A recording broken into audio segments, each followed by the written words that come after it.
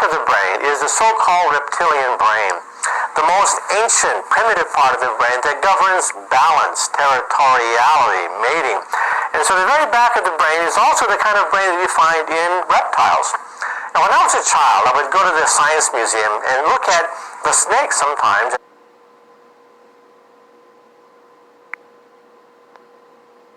Chapter 3. A week went by and Annabelle had still been working late nonstop at her advertising representative job at Kinetic Advertising. She was exhausted. Adding in her commute time from Brooklyn to Manhattan, it made for very long days. She dreamed of one day living in Manhattan, but her finances made that an impossibility for the foreseeable future. Her boss, Raquel, one of the partners in the firm, was making her work long hours on a new campaign for their latest client. Sarah had been hounding her to make contact with Giorgio, but then work took a turn for the worse. She was starting earlier, working through lunch, and eating dinner at her desk. She was exhausted, stressed out, and wasn't up for making a call to a practical stranger. She had no time to go out right now. Anyway, Annabelle wanted to work her way up in the advertising world, but she knew it would be uphill all the way. Unfortunately, it seemed right from the beginning. She had a testy relationship with her boss. Although Raquel didn't seem to like her, she knew she would always get the job done, so she kept her on. Annabelle worked really hard. She wanted to prove herself, to advance in this world. She loved the creativity of a really good marketing campaign, the psychology behind it, and finding success through something she came up with. Making clients more money by finding and packaging the right message at the right time. It was an art form, and she was good at it. She hoped Raquel would see that one day. Finally, on Monday night, Raquel let her go early after having worked the second weekend in a row. Annabelle was relieved. She went home, had a frozen dinner while watching TV and cuddling with her cat, and then crashed early. That night, she slept like a baby and had a vivid dream. In her dream, she was dressed to the nines for the opening night of a new Broadway play, Love's Escape. She had gotten out of her limousine in front of the theater. Photographers clamored for her photo. She indulged them by smiling and posing all along the red carpet. At the end of the carpet, she spotted him, Giorgio. He was staring at her, admiring her beauty in her sweeping, strapless formal gown. It glittered with gold sequins and rose designs over top a silky cream-colored sheath. Her auburn hair was shiny and smooth in her flattering updo, which showed off expensive diamond drop earrings. She made her way down the carpet as people cheered. She made eye contact with Giorgio. He couldn't take his eyes off of her. "I thought I'd never see you again," he said as she neared him. "I've been busy," she said, pointing up to the play's poster. "This is my firm's campaign." "You designed that?" he asked, looking up admiringly at the poster. "I did," she said. "I've always been a patron of the arts. This was a passion project." He looked at her, his eye penetrating, his lips slightly parted. "Speaking of passion, I haven't been able to get you out of my mind." "I see," she said, her voice, her posture full of confidence. She gave him a sly smile. He opened the door for her, and she entered the softly lit theater. He followed close behind. Suddenly, they were alone. "You know what you do to men," he said, stepping around to face her. He was looking at her lips, painted a deep ruby red. You enjoy it. She smiled like a Cheshire cat. I don't know what you mean. Don't you? He asked, touching her bare shoulder. His hands were soft and warm, but strong. She looked up at him coyly, batting her lashes. You take my breath away, he said as he bent down to kiss her. His lips were searching, soft, and his kiss full of passion and desire.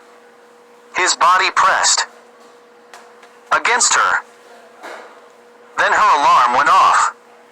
6:30 a.m. What timing? She groaned as she rolled over and hit the snooze button. She tried to fall back asleep, to rejoin the dream where she left off. She wanted to savor the dream, to remember it. She kept her eyes closed, but it was no use. She couldn't fall back asleep. The snooze alarm went off. It was 6:40 a.m. Her mind started to get busy, thinking about the workload waiting for her at the office. She groaned again and threw the covers back.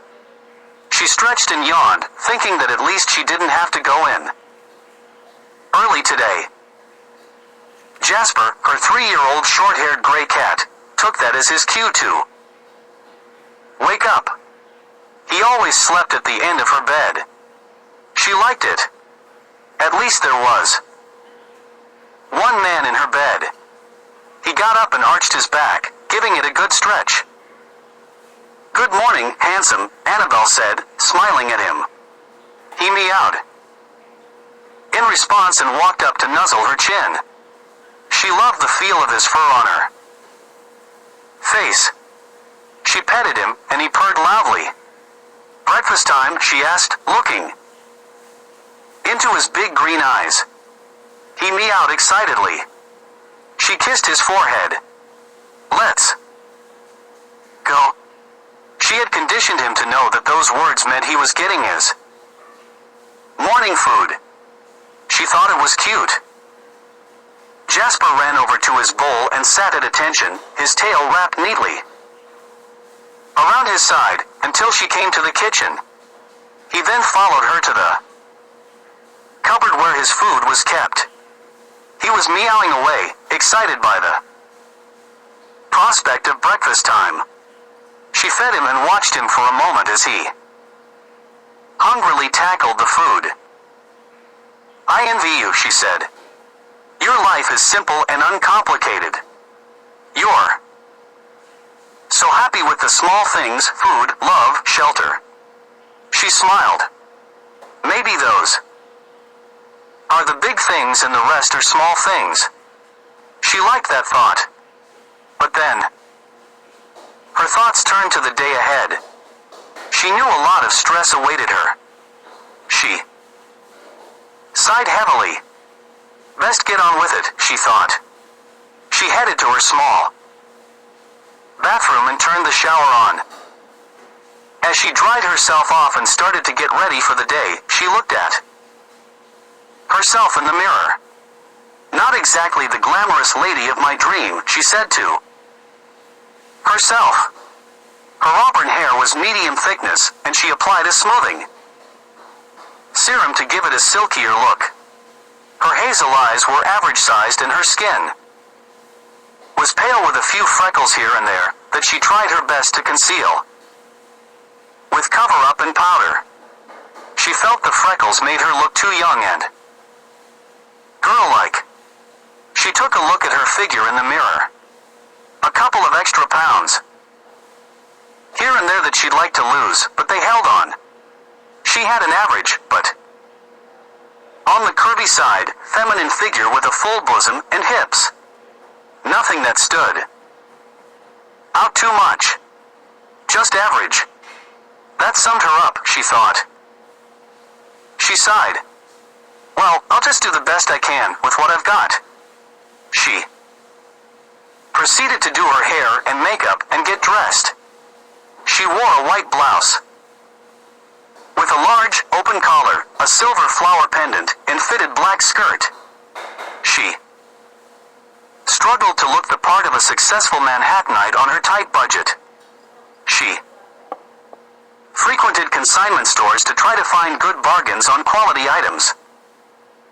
Only one trip out of 10 proved fruitful, but she had put together a modest wardrobe with some nice things in it.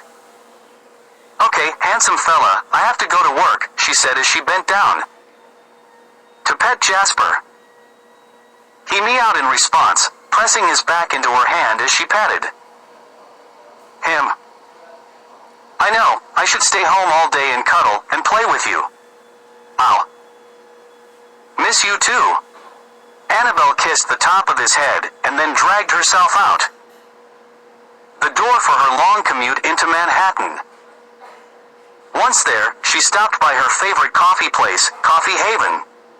She was looking forward to having time to pick up a good cup of coffee for a change. The brew at the office was horrible, which is why Kinetic always catered for client meetings. She entered the coffee shop. There was a long lineup. She checked her watch. 7:45 a.m. She assessed the line. It was moving.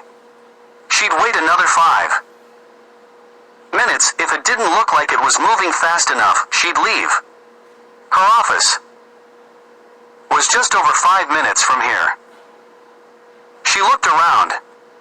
It was a busy Tuesday morning, filled with people checking BlackBerries, iPhones, and iPads. Not many people making eye contact.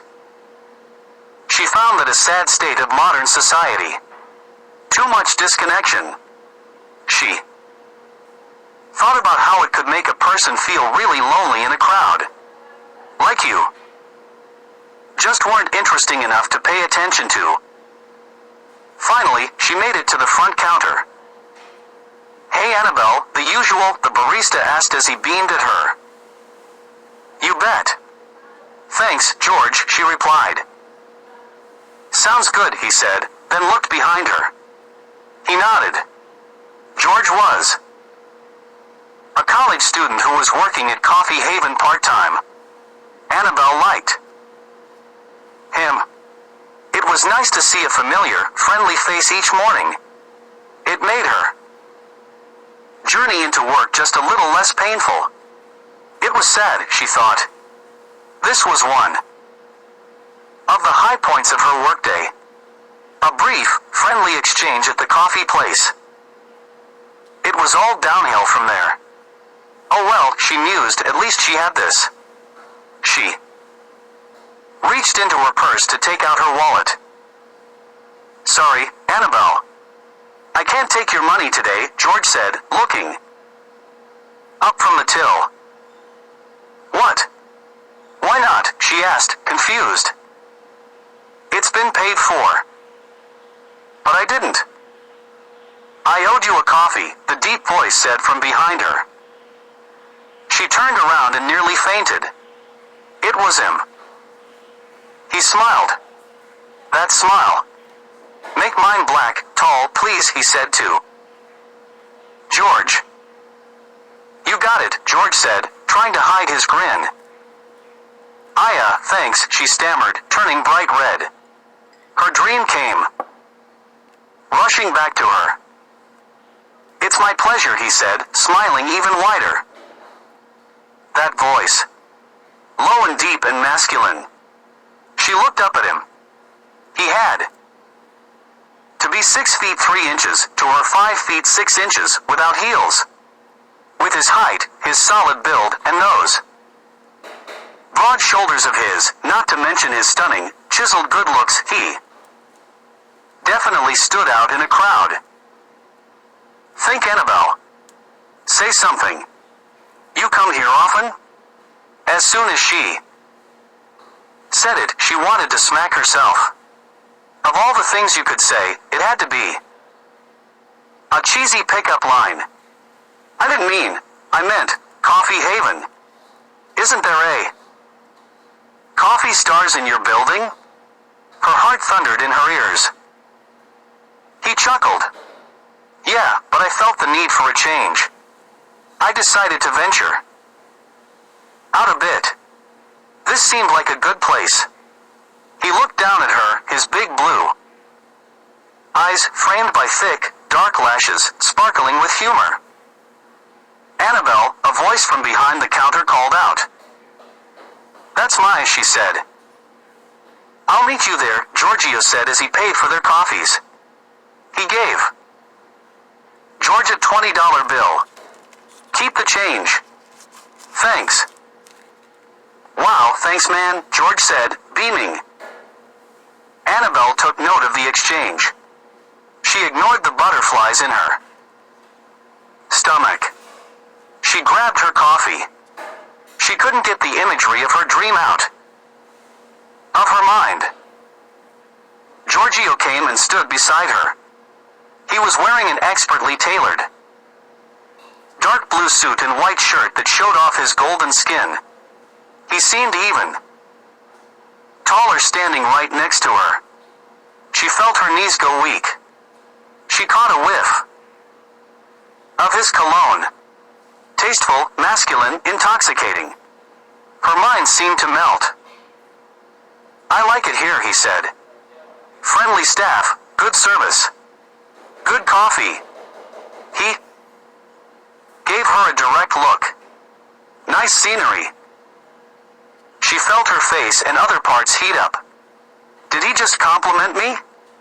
She asked herself. She couldn't think straight. "Yes, this place is the best," she said. Her voice slightly shaky. "I'll try to keep my coffee in my cup this time." He laughed. "Sounds good. It would be a shame to let something so tasty go to waste." Yes," she stammered. Is he making double entendres, she wondered. Or is that my imagination? Say something witty, for heaven's sake. She couldn't think of a thing. Giorgio's coffee was ready. He stepped forward to grab it, coming in just a little bit closer to her. Annabelle's heart pounded faster in response to the close proximity to him. "Do you have time to sit down for a few minutes?" he asked politely. She noticed how his shirt, open at the collar, fit his chest just perfectly. There were some good muscles under there, she was sure. "Annabelle?" "What?" she asked, startled.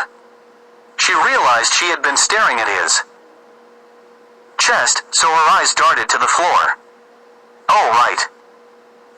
She looked at her watch. It was 7:55 a.m. If she left now, she'd maybe make it on time. She pictured Raquel standing there glaring at her if she came in late. But then she thought of what Sarah said about having regrets and wondering what if? To heck with it, she thought. "Do you need to go?" he asked. He gave her a compelling look, one that said, "Don't go." "No, I've got a couple of minutes," she said, now gazing at his pillowy lips. She thought of how good it would likely feel to kiss them. "Good," he replied. "There's a table over there," he said, pointing to a cozy corner spot. "Allow me," he said, as he reached for her work bag. "Okay, thanks," she said, trying to come out of the erogenous trance he had her in. His hand brushed her shoulder ever so slightly as he took the bag off of her shoulder. Her skin tingled with exhilaration. "Calm down, girl," she admonished herself. She was stunned by the strong reaction she had to this man. Giorgio pulled out a chair for her. She sat down. She straightened out her slim-fitting skirt that had ridden up her legs a little. He stole a glance at her shapely legs as she adjusted her black skirt and then placed her work bag on an extra chair. He slid the other chair a bit closer to hers and sat down. "We haven't been formally introduced." He stretched out a hand to her. I'm Giorgio Tsarkopoulos. She took his hand. It was big and warm. Annabelle. Annabelle Parker. She felt electric being this close to him. He squeezed her hand just a touch, holding onto it. Nice to formally meet you, Annabelle Parker. She blushed again. You too. She reluctantly took her hand back and wrapped both hands around her coffee, trying to calm her nerves. His tousled, thick dark hair just begged to have fingers run through it. So, I have a confession to make, he said, leaning in towards her. His full lips curved into a mischievous smile. Before George over there outs me. She looked over at the coffee counter. George was grinning at them, but then quickly looked away when he saw her looking at him. She looked back at Giorgio. What is it? Her heart started beating faster. I'm not here by accident, he said. I've actually been coming here every morning for the last week. Oh, okay, she said, confused. Silence for a moment. To meet you, he said, looking at her intently, his deep blue eyes pools of sensual promise. She could have fallen off her chair. She blurted out the first thing that came to her mind. Why? Do I need to pay your dry cleaning bill? She wanted to kick herself. He laughed. You're funny. And pretty. And you have an adorable way about you. I'm rather captivated. That's why. She was speechless. I must be dreaming, she thought. Did he just say those things to me? She glanced down at his hands. No ring. He grinned. I'm not married, he said, picking up on her look. Oh, she said, embarrassed. Words failed her. I didn't see a ring on your finger the day we met. Do you have a boyfriend? No, I don't, she said, fidgeting in her chair. She realized the significance of the fact that he had thought to check for a ring when they first met. Am I making you uncomfortable? He asked.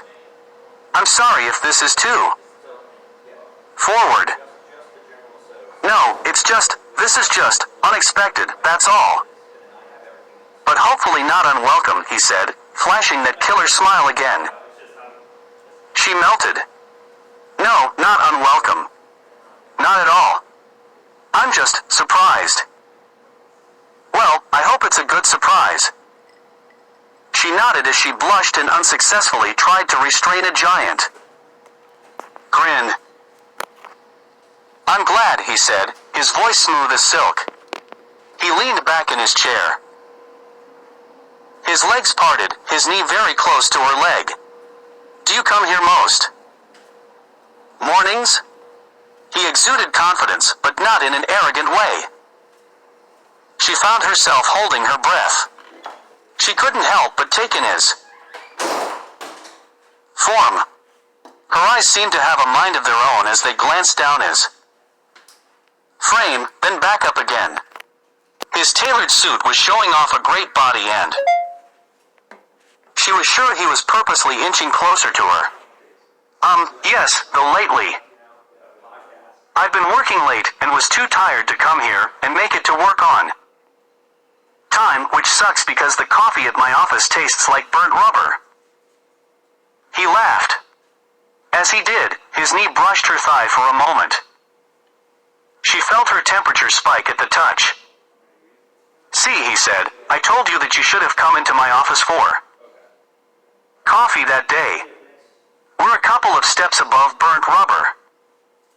She giggled and smiled shyly, trying to hide the fact that she was blushing once again.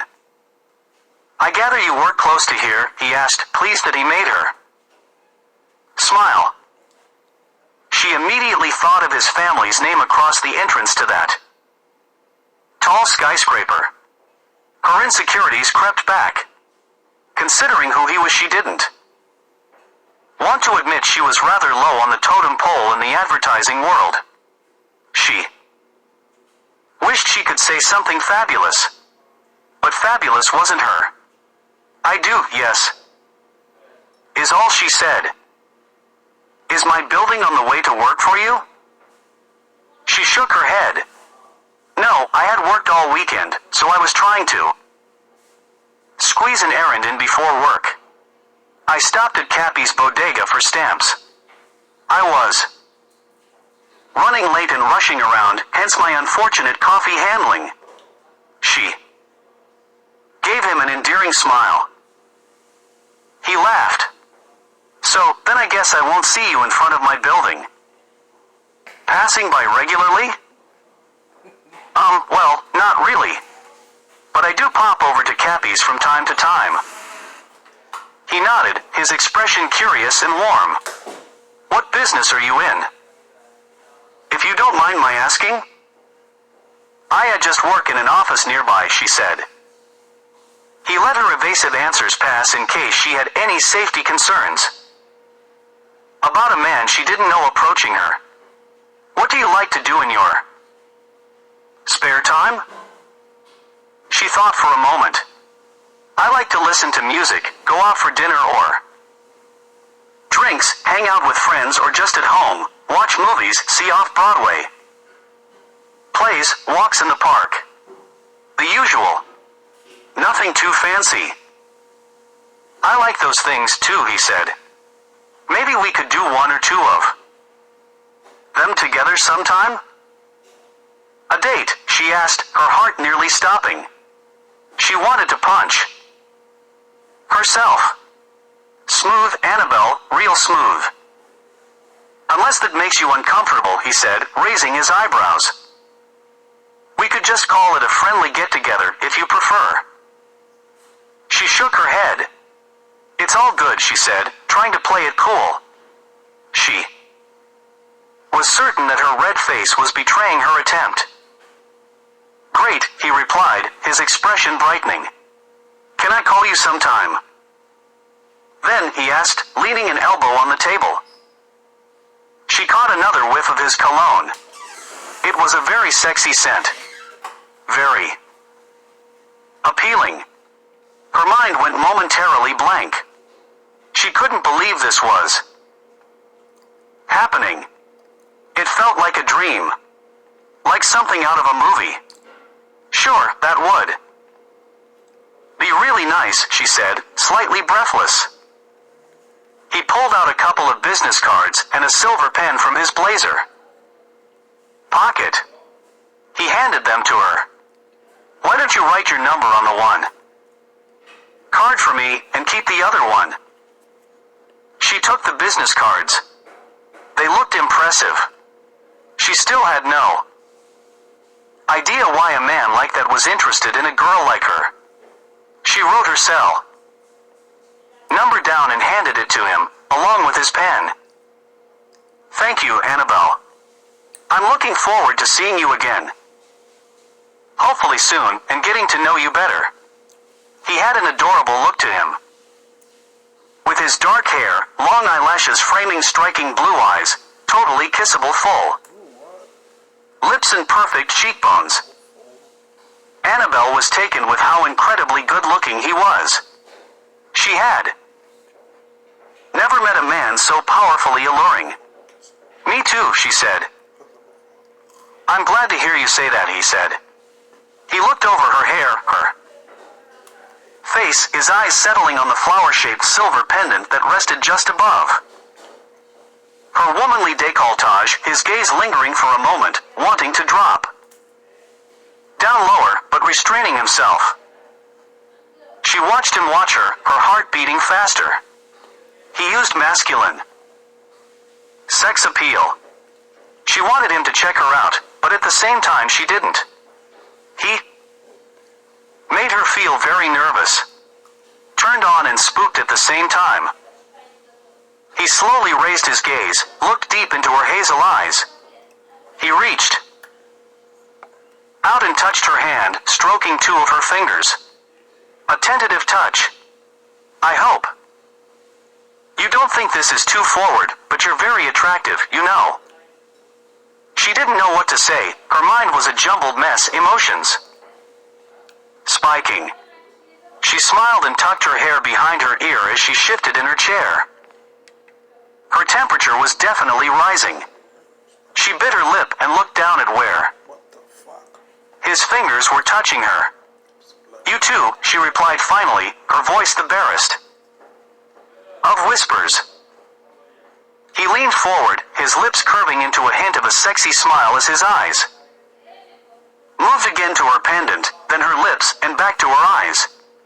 I've lived enough to know to speak up when someone intrigues me.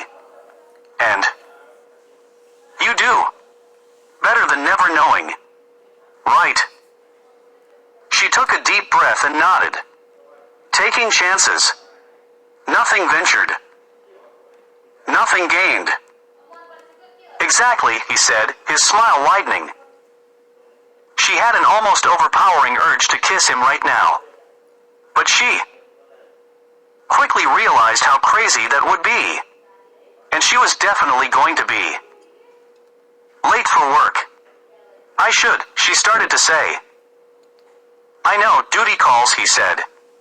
He looked at her, taking in her body. Language. Shy, uncertain, a little insecure. She wasn't at all like the women he usually came into contact with. The ones who were always throwing themselves at him. Being blatant and obvious about it. This girl definitely intrigued him. Annabelle got up. He stood as well, stealing a glance at her figure as he did. I enjoyed our coffee, even though it was brief. He grinned, then lightly placed a hand on each of her shoulders as he leaned in to kiss her cheek. She froze as she took in his sighs, his scent, the softness, sensual touch of his lips on her cheek. She stopped breathing. Being that close to him thrilled her. Aroused her. He looked at her, his gaze again going to her lips. She wanted him to kiss her, but was afraid if he did. She was confused. Until next time, he said, giving her shoulders a gentle squeeze and then let go. Next time, she said, then reluctantly gathered up her bags. He stood at the table and watched her walk away. She turned back around as she exited. She gave him a wave. He waved back. One step towards the exciting unknown. She wondered as she headed to the office. She couldn't believe how powerfully attracted she was to him. She had never experienced anything like it. Not even close. But then her thoughts turned fearful, thinking of all of the ways she could get hurt. She thought of Aaron and how she couldn't even keep an ordinary college student who hadn't yet begun his career interested in her. What chance did she have with a man like Giorgio? He's way out of my league, a ticket to heartbreak and pain. Maybe it's just not worth it, she thought as her insecurities swelled. She shook her head, feeling completely conflicted, and walked faster away.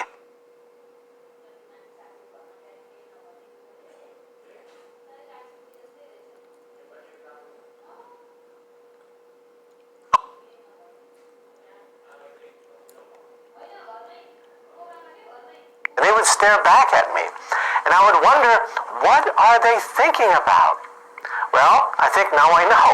What they're thinking about was, is this person lunch? Then we have the center part of the brain going forward, and that's the so-called monkey brain, the mammalian brain, the brain of emotions, the brain of social hierarchies. And then finally, the front of the brain is the human brain, especially the prefrontal cortex. This is where rational thinking is. And when you ask yourself a question, where am I anyway? The answer is right behind your forehead. That's where you really are. Well, I have a theory of consciousness which tries to wrap it all up together. There have been about 20,000 or so papers written about consciousness and no consensus. Never in the history of science have so many people devoted so much time to produce so little. Well, I'm a physicist, and when we physicists look at a mysterious object, the first thing we try to do is to create a model of this object in space. And then we hit the play button and run it forward in time.